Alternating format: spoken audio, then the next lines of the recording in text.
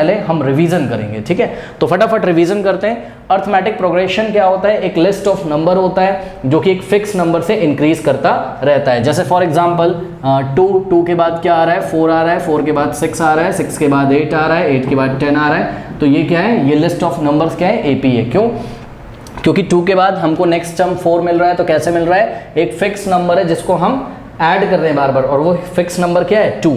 देखिए 2 में हमने 2 ऐड किया तो कितना आ गया? 4। 4 में 2 ऐड किया तो 6 आ गया। 6 में 2 ऐड किया तो 8 आ गया। यानी कि ये जो फिक्स नंबर आप ऐड करते जाते हैं, इस फिक्स नंबर को हम लोग क्या बोलते हैं? Common difference. और इस कॉमन डिफरेंस को हम लोग डी से दिखाते हैं। ये सभी बच्चों को पता है, ठीक है। तो ये जो लिस्ट ऑफ नंबर है ये एपी में है, ठीक है।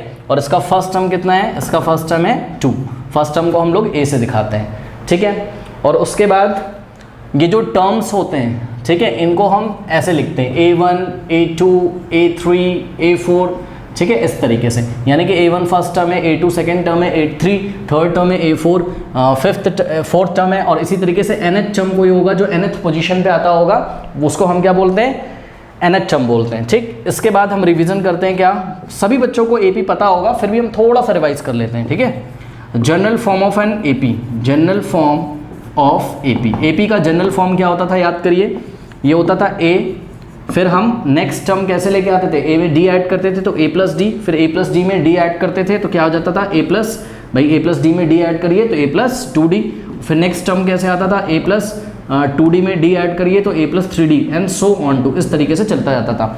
तो this is the general form of what? AP, ठीक। इसके अलावा हमें पता है, अगर कभी भी हमें कोई लिस्ट ऑफ नंबर्स दिए रहते थे, A1, A2, A3, A4, ये लिस्ट ऑफ नंबर्स हैं, A1, A2, A3, A4, इस तरीके से, ठीक है। तो आपको याद होगा, अगर हमारा A2 minus A1 is equals to किसके इक्वल आ जाए? A3 माइनस A2 के is equals to A4 minus A3 के, ठीक है। यानी कि हम कोई भी टर्म उठाएं और उसमें से अगर हम उसका जस्ट प्रीसीडिंग वाला टर्म सब्ट्रैक्ट करें, और ऐसा हर बार होता हो इस लिस्ट ऑफ नंबर में, तो पक्का ये लिस्ट ऑफ नंबर्स क्या बनाएंगे? AP बनाएंगे, जिसको कि हम जनरल फॉर्म में बोलते थे क्या?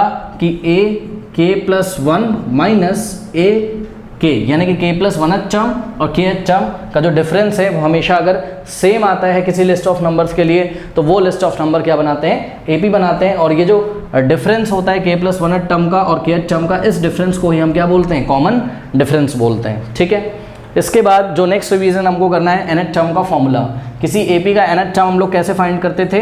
AN से दिखाते थे, और ये होता था A+n-1 इंटू डी, ये nth टर्म का फॉर्मूला है, ओके। इसके बाद कोई AP है, उसमें n टर्म्स हैं, तो AP के n टर्म्स का सम का formula, sum of first n terms of N AP is given by Sn is equals to n/2 in the bracket 2a plus n-1 into d, ठीक है। तो किसी AP के फर्स्ट n टर्म्स का sum का formula n/2 in the bracket 2a plus n-1 into D, ये हम तब लगाते थे जब हमको फर्स्ट टर्म दिया हो और कॉमन डिफरेंस भी हमको पता हो, और कितने नंबर ऑफ टर्म्स का सम पूछ रहा है, मतलब n की वैल्यू भी हमको पता हो, ठीक है।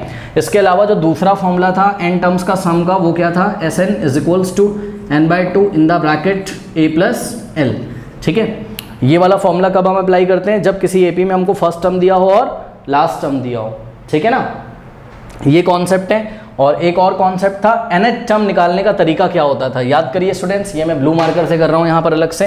nth टर्म निकालने का एक और फॉर्मूला होता था। कैसे निकालते थे? n टर्म्स का सम, फर्स्ट किसी AP के फर्स्ट n टर्म्स का सम माइनस उसी AP के n-1 फर्स्ट n-1 टर्म्स का सम। तो nth term is given by Sn minus Sn-1। एक ये कॉन्सेप्ट था। एक और कॉन्सेप्ट रह गया है, nth term from the last, nth term from the last, okay, from the last.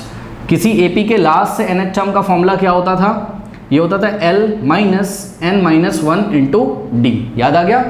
L-n-1 into d, ठीक है। ज़रूरी ऐसा क्वेश्चन NCERT एग्जाम्पलर में कहीं ना कहीं होगा, जब होगा तो हम आपको और डिटेल में बताएंगे। L क्या होता है यहाँ पर? लास्ट टर्म, और n क्या होता है? लास्ट टर्म से जिस भी पोजीशन का टर्म आपसे पूछा जाता है, n की वैल्यू उतनी रखेंगे। सपोज आपसे बोल रहा है find the third term from the last, तो n की वैल्यू 3 पुट करेंगे, ठीक है। और d क्या है? कॉमन डिफरेंस है, ठीक। कोई डाउट है?